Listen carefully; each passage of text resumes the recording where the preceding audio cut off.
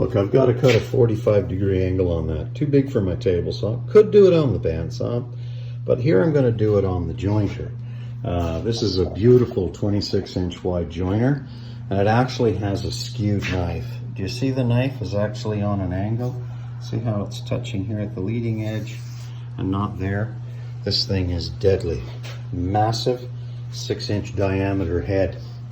Now, what's beautiful about this machine is there is no stops. You guys got stops, little stops that stop it at 90? No, not on this. This is a machined face against a machined face. When you slap that against those bars, it becomes a machined face. Now here's the other brilliant part, is if I unlock this fence, it's actually machined to be perfectly sitting on this at 45 degrees. There's no little set screws, boys. That is perfectly 45 degrees. Now let's do some planing.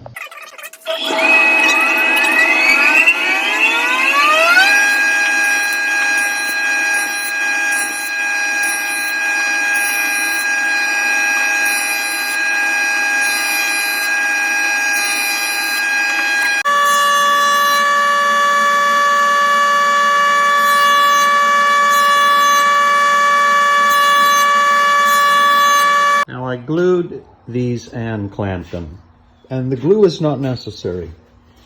And so you'd say, well, why would you use it then, Jack? Well, the glue in this case, because it's an exterior application, actually waterproofs the joint. So this actually keeps moisture from migrating into the joint. And I think that adds to its longevity, considering that wood is just not as good as it used to be.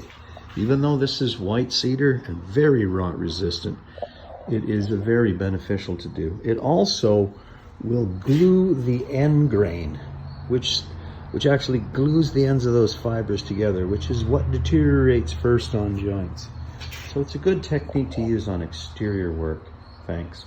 Okay, so I think I've got all my mock-ups done. I've got the bracket for the gable. This is the finished gable end.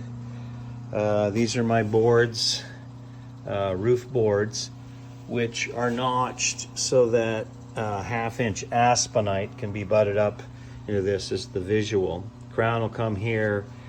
This piece of the crown will marry the ridges, or the grills, the ventilation grills, which will be here. There'll be a small return 12-12 pitch across here, which will be in wood, not in asphalt. And there's the false ridge beam, right? And of course we'll have a anchor point here for a chain fall. Okay, so I think it looks pretty good. Thanks for watching.